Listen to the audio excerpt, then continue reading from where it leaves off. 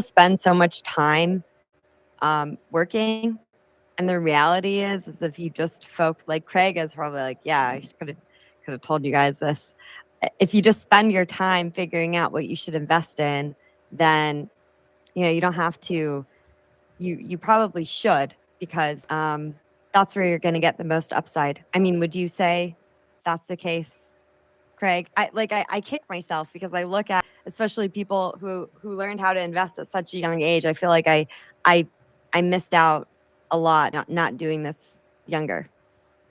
Yeah, I mean, fortunately, when I was young, crypto wasn't around, because I think I'd have been totally addicted to trading 24/7, which you couldn't do in the normal market. You can't do in the normal markets, but I can see the adrenaline rush of markets being available 24 hours a day, 7 days a week, which so I can totally understand why crypto kid gets addicted like that and was in it at such a young age, and I think it's amazing. But yeah, I mean, you have to try and get some balance and focus on the things that you know something about. So if you try and focus on at least one area of the market. If you're in stocks, decide if you want to focus on oil or on precious metals or on commodities or whatever you're going to focus on, and focus on that.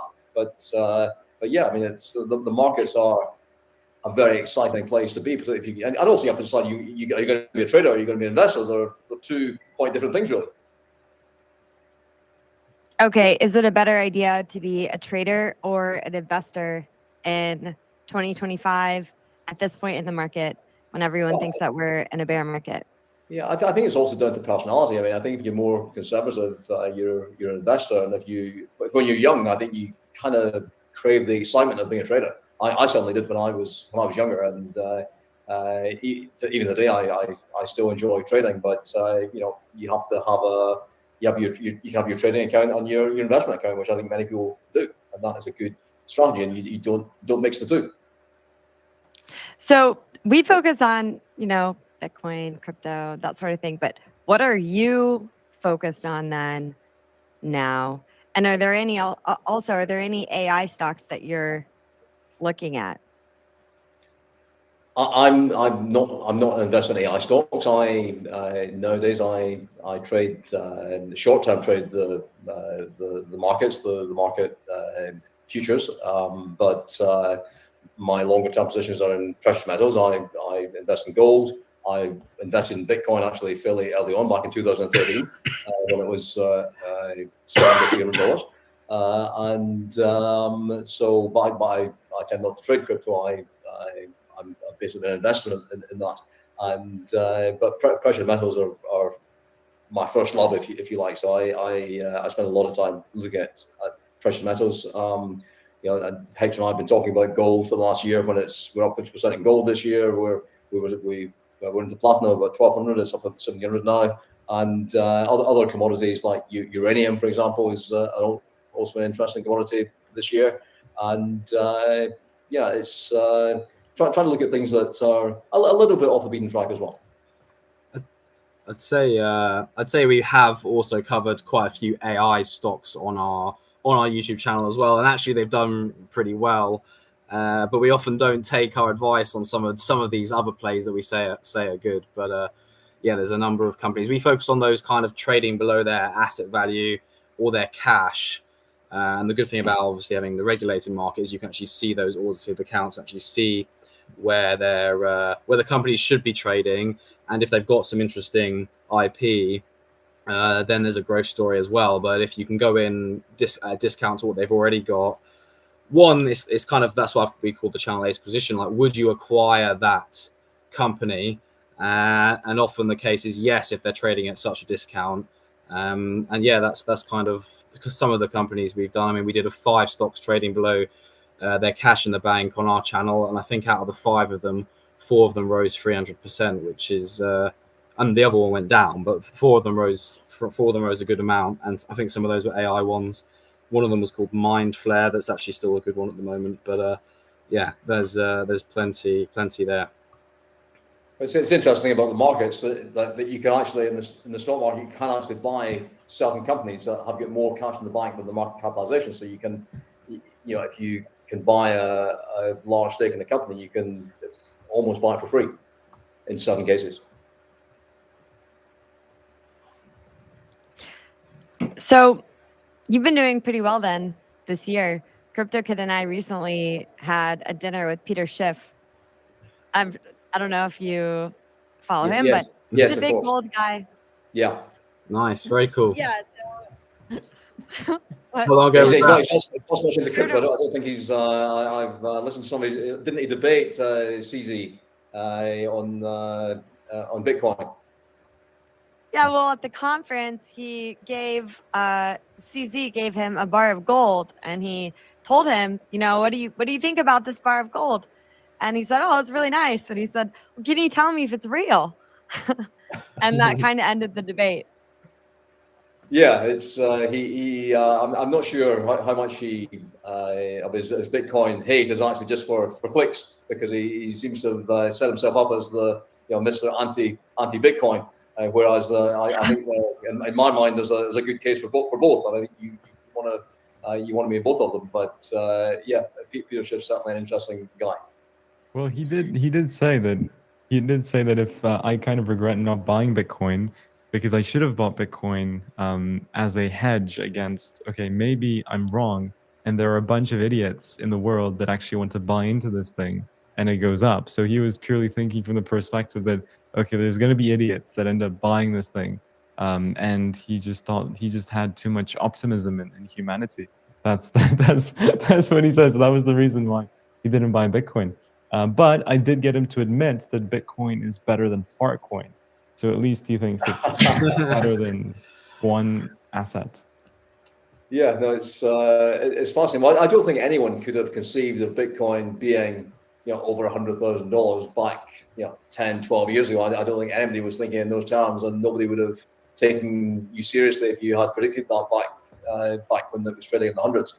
So, but it's been an incredible ride, and maybe anyone that's a trader has got to enjoy the volatility of crypto, and the large cap ones in particular.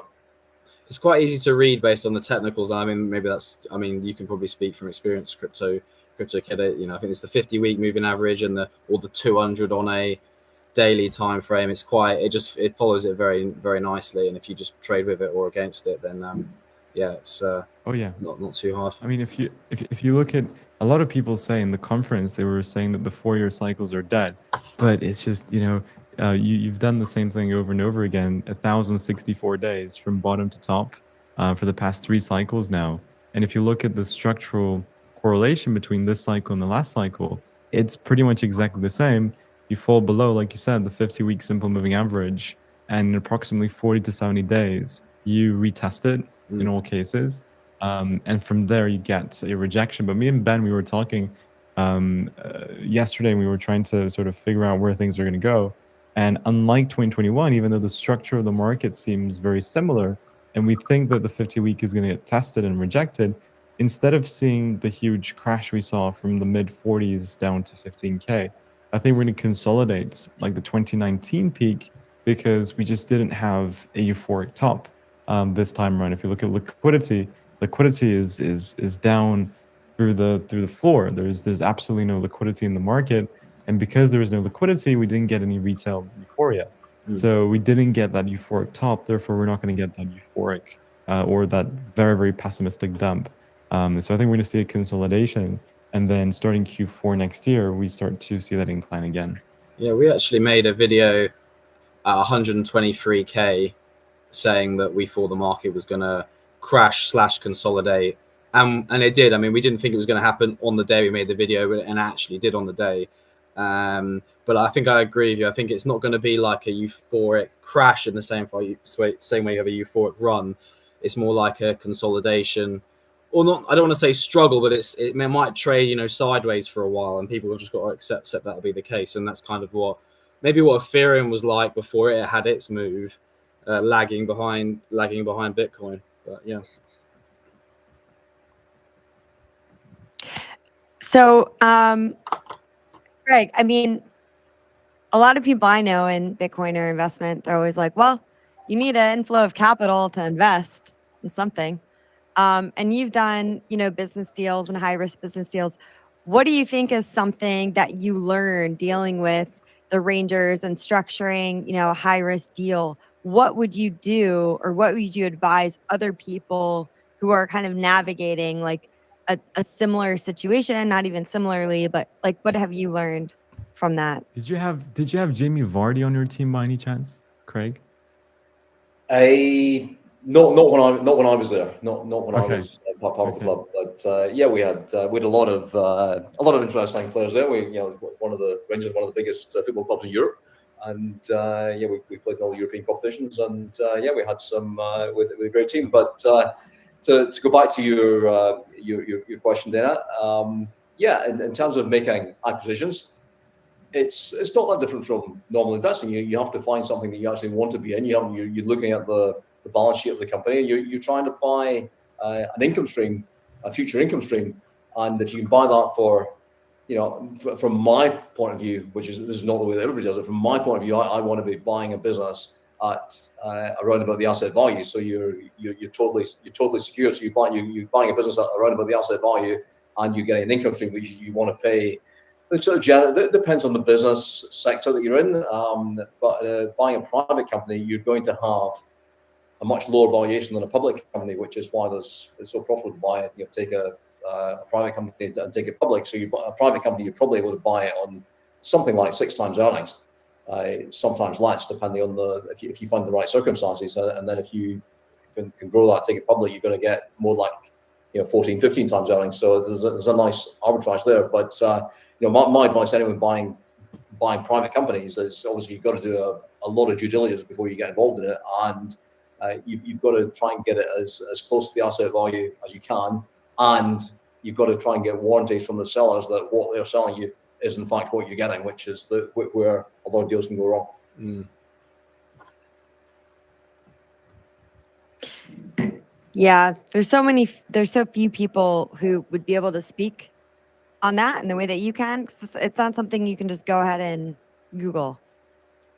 Like it's really an experience situation. Yeah, you've got so many variables because you're buying a company that's maybe decades old, and you just don't know what the liabilities are under the hood until you get in there in a lot of cases. So it's important that you have some kind of warranty from the buyer, or you hold back some of the payments. So if you're paying £10 million to buy a company, for example, try and pay 50 or 60% of it at the start and spread the rest out over 2 or 3 years to make sure that what you've actually got is what the seller said you were getting, because often it's not. You also touched on sort of no money down deals before. Obviously, that requires quite a lot of intelligence and maybe some some good solicitors and that to make sure, like you say, you can verify the assets are there and maybe they could be used as security in the transaction. But is there anything you can say on that front? Yeah, of course. I mean, if you can put as little money down as possible, that is going to protect your downside. Everything that you're doing, whether it's investing in a private company, buying the whole share capital of a private company, or investing in public companies, you want to always minimize your risk. So it's obvious the less money you put down, the more your risk is minimized. So you certainly want to be pretty aggressive on the negotiations when you're going to buy a business. And keep in mind, you're buying private businesses, there's no liquidity in the market for those. So you get cases in an ideal world, you want to find a distressed seller, a seller the distressed seller where they haven't got the cash flow to continue with the business easily, they can't get bank funding. Other types of scenarios, someone dies, for example, the estate's under pressure to sell a business, things like divorce and so on, where someone needs liquidity quickly. These are opportunities to buy businesses at good prices, and because there's no liquidity in the market, you can go and do some pretty good deals. Particularly if we touched on earlier that there's potentially going to be a recession sometime soon. Now that's a great time to buy businesses, because that's when things liquidity really dries up. Then when there's a recession, and you can get some amazing deals for buying good quality private businesses, and it's something that I'd recommend that young people look at that closely, because it's an opportunity. And young people, they can take more risks for all sorts of reasons than older people can. So it's a great thing for them to get involved in. And when they don't have a lot to lose, so they can take those risks. And I think also when you're younger, you just prepare to take more risks than when you're older. What's an What do example you of think? one? You touched on one with me when I met you in Lisbon with the scaffolding company, but perhaps there's another one which I guess even kind of younger viewers watching might think, oh, I could probably pull that off, or I can see how that works.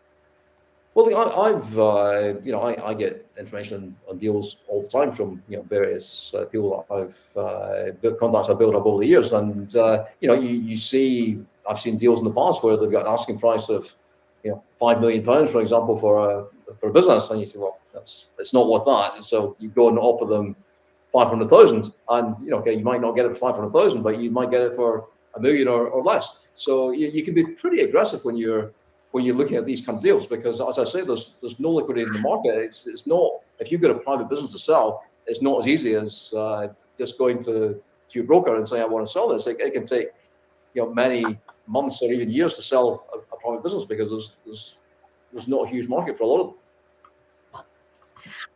I'm really curious about some unique not putting any money down for business deals. So this is, again, something I can't Google and look up, but something you would know very well. And I also think that probably some boomers or people are going to be selling off their businesses because they just want to retire. Sure. So like one way is to set up a business in a way where you're buying it, you're paying it off over 3 years or something like that. You involve the owner within those 3 years so that you're not just like doing something wrong, and you maintain the integrity of the business. But is there anything that through your experience that is just like a really good thing to know when structuring a no cost down for buying a business up front? Well, all businesses are going to have assets. So even if you don't have any money to buy the business yourself, as younger people may not have a lot of cash available to them. It's normal. So, but the business you're buying is going to have assets. You might have sales invoices, for example, that are outstanding. So you can borrow against that. For example, it's a good source. Particularly if you've got a service business that's dealing with a lot of businesses, you might have a few 100,000 or a few million in debts owed, and you can easily go and discount those debts and get money to pay for the business. Also, a business might have machinery, or might have all sorts of assets, which again you can potentially borrow against those assets to buy the business. So that's certainly something that anyone looking to get into that kind of field should be looking at. Yeah, and always minimize your risk. Look at using other people's money where you can. Well, and the American owners of Man United, didn't they buy Man United off of future ticket sales or season tickets for the club, or a big portion of the? They did some fairly aggressive financing, and they've done very well like that over the years. But they did some very aggressive financing because a club like Manchester United has got a great brand and it's got a lot of assets, and they used those fairly aggressively to get control of the business, and then they put it on NASDAQ and created liquidity from that too. So yeah, they did well out of that. Although I don't think the supporter base likes them very much, but I think if you're going to buy a football club or any sports franchise, you kind of have to ignore the fan base, because your interests are not really aligned to a certain extent. Yeah. So I'm a kid, and I'm looking to get some cash, invest early. What business should I buy? Should I have my own business? If you ask Gary Cardone, he's with his daughter right now, so hopefully he'll be joining. But I don't think he's going to be joining. So we'll do another follow-up with him. But say, he would say, yeah, start your own business, get some sort of cash inflow, or you buy a business like Craig was talking about. And then what am I going to invest in? And am I investing in the long run, or am I just going to try to make money really fast because AI is coming and like working is going to be not a requirement in 20 years. So how about just YOLO and try to like make as much money as possible and hope that you strike it rich? I think crypto kids can do both basically at the moment. Would you say? Okay, well, so this is what I would say. I think I think that starting your own business and obviously acquiring a business young is the way to go. You have to have passive income. You have to have cash flow. Without cash flow or passive income, you can't invest. But I think why right now there is this interest in trying to get rich quick is just simply savings per capita is at an all-time low. Mortgage delinquencies are at an all-time high. The reason why gambling rates are all-time highs, and the reason why meme coins went so popular was people have small amounts of money. They are in a time where there's no liquidity and it feels like there are no opportunities. So you just want to gamble with whatever small money you have to try and turn it into big money. But that's not the way to become rich. Most the wealthiest people in the world are investors. And in fact, they're not traders actually. So I think trading is a good passive income. But what I do is I have my own media business. I do my trading. I have my own investments, and whatever money that I do make on a passive basis, I put that into Bitcoin, and I do that with a mentality of keeping it for the next 20 years. The great thing about being young is you have time. You have all the time in the world. Most people, like Ben, for example, he can't buy Bitcoin to think about the next 20 years, or Peter Schiff, they can't buy Bitcoin with the ability to hold it through the next 25 years. And after 25 years, they can liquidate the Bitcoin, still be healthy, still be fit, still have enough time to enjoy the wealth you've generated. So I think what young people should do is, one, get passive income, get cash flow. If you're not able to do that, then work somewhere for free to get knowledge and information and make contacts, and then monetize that into a business. And after you have that, invest it into Bitcoin, or at least that's what I've done. I mean, compound interest is the most powerful force in the universe, according to Albert Einstein. If something is appreciating by 20% per year on average, which Bitcoin over the past decade has done over 50%, that 20% per year return with $10 a day over the next 20 years is enough to give you millions of dollars. And obviously, the purchasing power of that money is not going to be the same as it is today, but you would have saved your money against inflation, and you would have made money on top of it. And I think it will be enough for you to retire at least comfortably, or use that capital to supercharge it into a different business idea, so on and so forth. So I'm for passive income, and whatever passive income I make, I save it in Bitcoin. Bitcoin is my currency, and that's how I approach it. It's a really good answer. I totally agree. I mean, we've done portfolio allocation videos on our channel. We've sort of said 10% maybe sort of cash or like spending money for the year, 70% in commodities, and for you that might be Bitcoin, and then 20% we're saying like you kind of fund money, investing in stocks and shares. But yeah, there's also I don't know if you've seen the short of the guy who has basically spends everything on credit cards, buys Bitcoin in the meantime, and just pays off his credit cards with the Bitcoin at the end of each month. And I think that's kind of what you're in the bull market. In the bull market, it's a Sounds like a lot of people I know. because you're spending money, and then the next day you wake up, you're like, oh, it's back. You know. So in the bull market, it works beautifully, but in the bear market, Yeah. Someone who started a supplement company making turmeric, and he came to the United States from India, built a huge turmeric company, was selling at like these brick and mortar companies, was making like, I mean, a lot of like, at first, before he did this, he came to the US and he said, oh, I discovered these like plastic square things, and you could just use them and like get a house and get a car. I'm like, what do you mean, credit cards? He's like, yeah. And I was hundreds of thousands of dollars in debt. I realized, oh, I should probably make money now. And he was quite young. I mean, crypto kid, you're 18, but you've been doing this for several years. He was a little bit older than you, but I still consider him as pretty young. He got a fire under his butt, and then he learned how to start his own business, started to then, make his whatever company, like exited for 300 million, and now invests. But it did start with like, starting his own business. But yeah, he was in debt.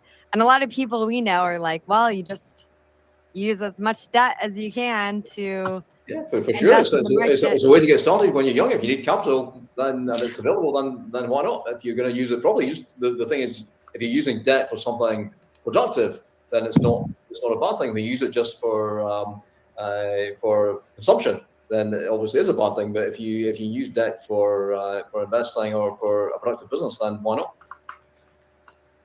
I heard And I a think funny AI story earlier today. Actually, a friend of mine, well, my cousin told me a friend of him borrowed 250K, bought a yacht with it, or small yacht, and then obviously he was totally broke. But I don't know how he managed to get the loan in the first place, and then just sailed away and didn't pay it back. So he's on the run currently, and apparently he's making TikToks and stuff. Not I think that's what not. I think it's an example of what not to do. That's don't take not this what as to do, inspiration, guys. This is not the right influence. Oh my God. but crazy. So I'm really happy you guys came today. I'm actually gonna have to get my flight back to the US, even though everyone here in Dubai is very young and doing quite well. Like every house I'm in has like a grand piano. So I'm like, I don't know what I was doing at 9 years old either. And I don't know why I was investing super early because I could have my second house here.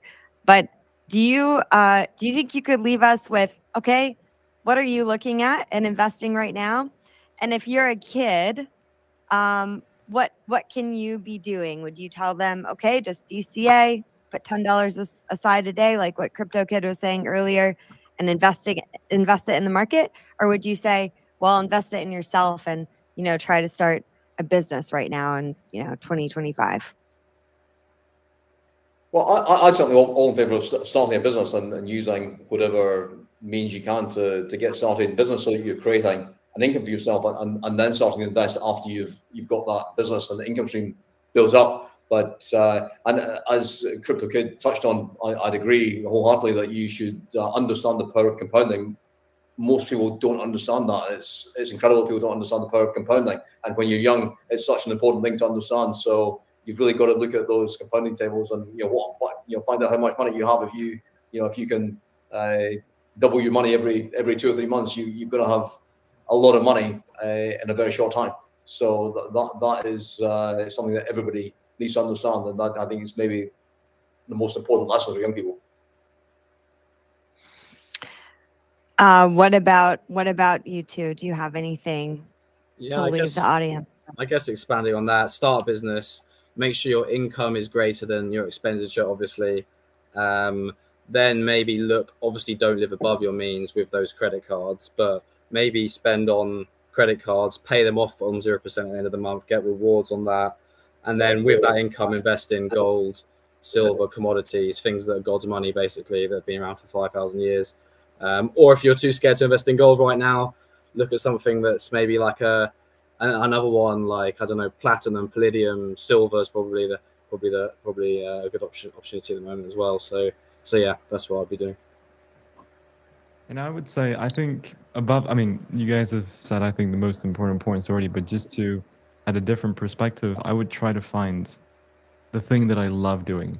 I think over monetary wealth and monetary success, having passion for what you do and really enjoying what you do it's more rewarding in the long term. And if you can monetize it in a way where you can have a financially independent life, then I think you would have reached ultimate success. So try different things, try as many things as possible.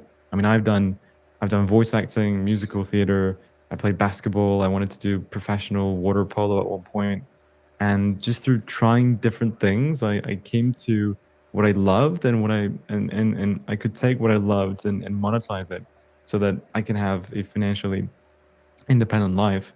So I'm very grateful to do what I love on a daily basis and make money from that. And I think that's what people should aim for. And it doesn't have to be what we're doing. It could be something completely different. Like maybe you want to do photography, maybe you want to do filmmaking. It could be absolutely anything, but just try things because you have the freedom of time, and use that time to try as many things as you can, I would say. Well, thank you guys. Crypto Kid is AI. Actually, that's a new quick business tip. Everybody make an AI version of yourself and double your income. Everyone should follow these guys on X. Craig, you're on X. Yes, Craig VC. Okay. I'll put your profiles below. Make sure you follow them. They're doing cool stuff. We do debates every Tuesday, 5 p.m. I'm going to go get my flight. And Brilliant comments as well. I love yeah, it. I'm loving them as well. Very good. very cool. Make some good financial decisions.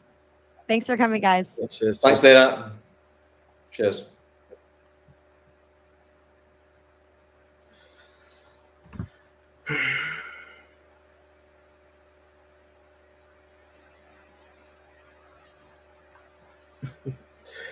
If you're on my live stream, feel free to go read the chat on here. It was very funny.